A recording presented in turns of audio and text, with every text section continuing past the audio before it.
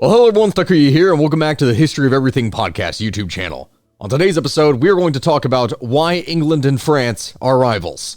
This will be the start of a new series that I'll be doing here on the History channel discussing historical rivals, so please, buckle up and listen. First off, if we're going to talk historical rivals, then there are very few examples in history that are perhaps as prominent as England and France.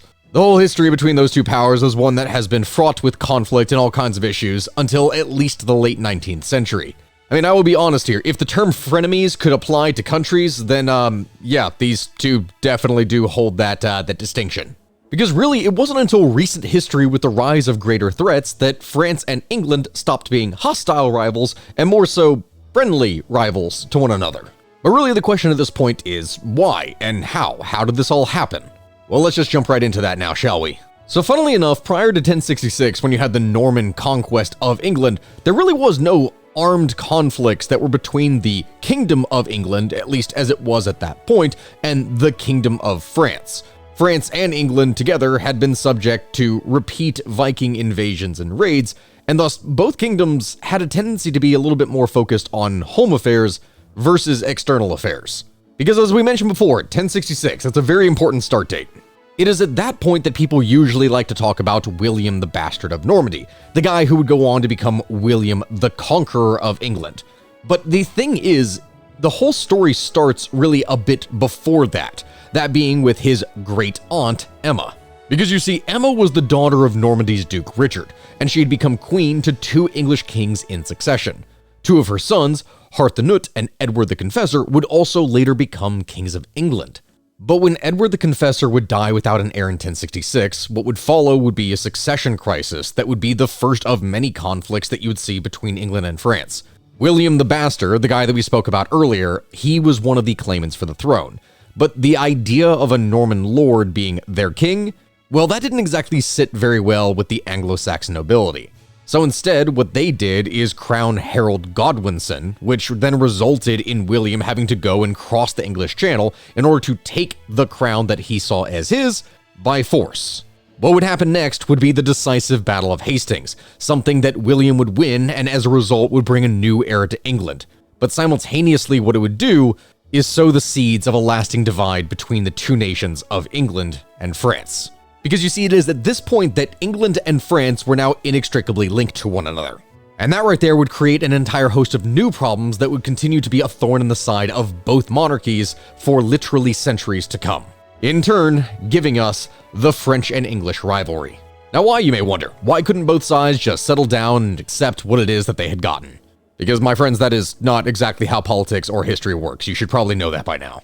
And the reason for this is because from this time, the English monarchs now held lands and titles that were on both sides of the channel. But per the feudal system that everything in Europe ran off of, Normandy had always been a vassal of the King of France. And being kings of England in their own right did not change the fact that the Dukes of Normandy were technically subject to France. You can probably see why this would be creating a little bit of a headache now, can't you? The inevitable result of this was friction, one in which the royal family that was going to be crowned in Westminster could draw upon the economic resources of England in order to try and protect and enlarge their interest in France, while the one that was crowned in Reims would strive to assert their authority over the whole geographical region of France. Because oh boy, let me tell you, France was a little bit of a mess. Because it's funny really, when we talk about kings and queens of old, you're thinking about someone as a monarch, someone who has absolute authority, the divine right of kings. But that really wasn't something that was the case very often, and especially not in France in the early parts of its days. You see, the actual king of France controlled very little of the land within France directly. Land was controlled by dukes, by counts, and by other forms of nobles who would rule the land on behalf of the king. And when I say rule the land, I mean rule essentially as semi-independent lords, ones who would swear vassalage and homage to the King of France. But all of them were essentially independent and would oftentimes spend their days fighting each other to take over more territory within the country that they were all a part of. Realistically speaking, the only land that the French king actually owned was land that he had gotten himself through his own inheritance, or land that he had managed to confiscate from nobles who were perhaps a little rebellious. What this meant was that inheritance and marriage were perhaps the most important aspect of any of these monarchies, and doubly so for France, as it would drive all of their relations with England. And so you may be wondering at this point, really, how bad could that possibly get? Well, it's funny because, in fact, William the Conqueror's great-grandson, Henry II of England, he ruled over more French territory than the actual King of France did. But then later on, when you would have Philip II of France and his grandson, Louis IX, they would manage to reduce the English king's holdings to only the Duchy of Aquitaine, or Gascony, which is in southwestern France. This kind of back-and-forth play would go on for literally centuries, with each side trying to vie for more power and territory and to reduce the influence of the other. All the while, mind you, the monarch of England was technically speaking a vassal to the monarch of France. And every time a king of France would die, the English monarch would have to travel to France and pay homage as a vassal of that king. Some of these kings had to do that multiple times over the course of their lifetime, which was an infuriating and embarrassing thing for them to do. But of course, as we said earlier, really any medieval power struggle was not one of just warfare and taking over territory and intrigue, but really it was a complex game of strategic marriages. When you had all the princes of the great houses that would marry within the same kind of limited circle, the inevitable result is that Europe would become a kind of interconnected web of cousins, one whose members would oftentimes have good claims to another member's throne. And that is where things really begin to pick up between England and France. Because in the year 1308, you had Philip IV of France, who was trying to ease tensions with Edward Longshanks of England. This he tried to do so by arranging his own daughter Isabella to Prince Edward, who was going to be the future Edward II of England. At the time, no one really imagined that this wedding was going to produce an English king that is going to have a claim to the French throne. After all, Isabella had 3 brothers, all of which would be able to take the king's place. Nevertheless, that is exactly what happened, as no male heirs were going to be produced, thus kicking off a succession crisis once the king was dead, and the beginning of the 100 Years' War between England and France. If you ever heard that term before, yeah, this is where that comes from. This is the 100 Years' War.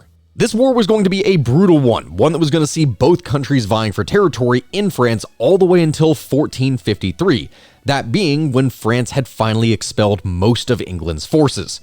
Lastly, the 100 Years' War would utterly entrench the national cultures of both England and France, as well as establishing, well, that both sides really did hate each other, and they were firm rivals who were never going to be able to reconcile. At least, not at that point. You see, for hundreds of years, the royal court of England primarily spoke French. French was the language of the nobility. It was the superior culture.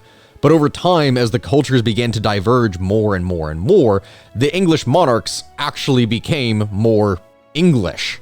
And these cultural divides would further increase as Henry VIII would bring about the English Reformation, while France still remained staunchly Catholic.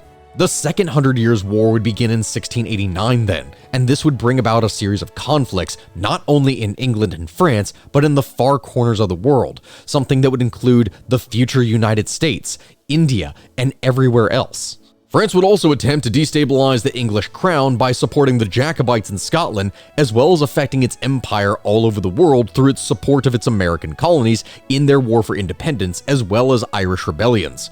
Whatever both sides could do to screw with the other, they were firmly ready and able to do. Even when it came to the point that France would literally bankrupt itself after the American Revolution, and that is something that ended up hurting it more. But it's okay, because they wanted to screw the English over more than they wanted to save themselves. With time, though, hostilities would come to a formal close, that being when France would experience its own revolution, and the United Kingdom, along with the other European nations, would try to give refuge to the exiled French nobility, people that were trying to escape the revolution before they themselves lost their heads. Though this would in turn give the revolutionary government reason enough to start new conflicts. It wasn't really long after that Napoleon would come to power himself in France and then begin his conquest of Europe. This man would have attempted to conquer England had it not been for his defeat at Trafalgar and also his later and final end at the Battle of Waterloo. Really, it was the end of Napoleon and Napoleonic Wars that brought about the first real sustained peace between England and France when they weren't just trying to kill each other. Though, of course, tensions still did exist. And things kind of started to get better from there. The two countries would eventually join forces to take on the Russians back during the Crimean War. Emperor Napoleon III of France would try to enlist the UK's help for his actions in Mexico, though that never really panned out all that well. And I mean, sure, there would be tensions in Egypt, in Africa, and many other places, but every time something began to rise between the two powers, both would be able to solve this diplomatically without resorting to real conflicts of arms. And with time, even the cultural divides between the two powers gradually began to thaw. Everything between the two powers seemed to be getting better, and besides, there was a bigger threat that was rising on the continent that seemed to be pushing the two powers together, that being Germany. And so it is with the rise of Germany that around this time France and the UK would start to get friendly with one another. Then World War I would break out, both of them would end up being forced onto the same side once again, and this would carry forward all the way into World War II, where they would do so again. And following World War II, the UK and France would remain strong allies, going all the way into the Cold War against the Soviet Union, an alliance status that still has been maintained to the present day. And so now we have England and France today. Friends, but also rivals, but in a way more friendly sense than what they were several hundred years ago. But that is the end of today's story. I honestly would like to do more things like this, so if you have any suggestions of rivalries or other things that we should cover in history, then please let me know down in the comment section below. Please make sure to like, comment, subscribe, do anything you can to help support this video and the algorithm, and always remember to join Discord, check out Patreon, check out everything that helps support us. Thank you all very much for watching, and I hope you have a good rest of your day. Goodbye, everyone.